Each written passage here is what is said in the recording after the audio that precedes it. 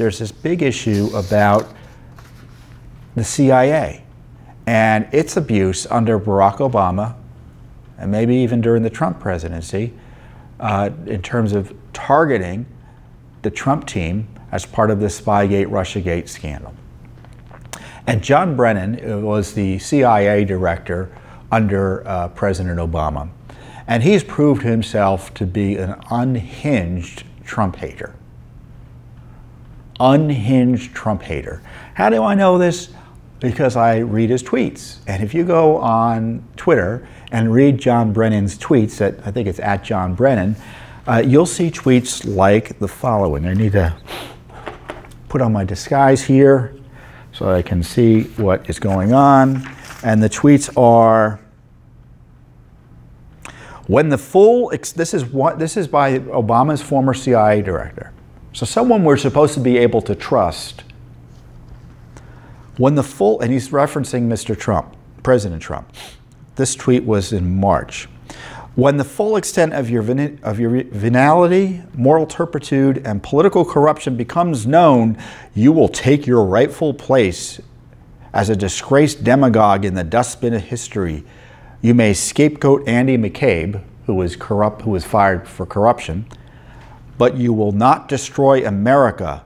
America will triumph over you. And then he referenced Trump having a, I haven't heard this word before, kakistocracy, which is very negative. You don't want to be a member of a kakistocracy because it's the worst of the worst running the show. And you know, he's warning Trump that the special counsel is going to get him. This guy hates Donald Trump. It's a great country. You have a right to your beliefs. But is it any surprise when you see this sort of vituperative hatred directed at President Trump by John Brennan, Obama's CIA director, that the CIA and FBI and DOJ may have abused their authorities in targeting then candidate Trump? Did Brennan just decide on Inauguration Day that he hated Donald Trump? No way, Jose. No way. And sure enough, it looked like he was doing illicit things while he was CIA director. Specifically, he was leaking information under the guise of, quote, briefs to Senator Harry Reid, who then would go and leak it to the media. And what had happened was that just before, there was a book out called, oh, this is too small even for my glasses, Russian Roulette. It's by Mike Isikoff and David Korn, two liberal reporters.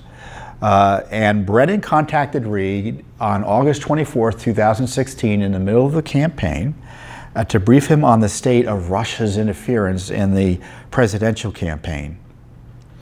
After the briefing, Reid wrote a letter to the then FBI Director James Comey, which was public, saying that there was information of direct connections between the Russian government and Donald Trump's presidential campaign, which really was baloney. That was Clinton-DNC dossier material. Reid called on Comey to investigate the links thoroughly in a timely fashion. Now, Reid is a smart politician, and according to the book, Reid saw Brennan's briefing as a signal that he wanted to get it out. He said there was a sign of urgency. Reid also had the impression that Brennan had an ulterior motive. He concluded the CIA chief believed the public needed to know about the Russia operation, including the information about possible links to the Trump campaign. So you had Obama's CIA director, according to this book, briefing Harry Reid in a way so as to guarantee that classified information would be inappropriately released to the American people. Now, as you know, there are questions about the CIA's role in Spygate, as well as the FBI's role in Spygate, and Spygate being the specific aspect of the Obama administration attack on Trump that included recruiting spies and informants to infiltrate the campaign or sucker campaign officials into providing information or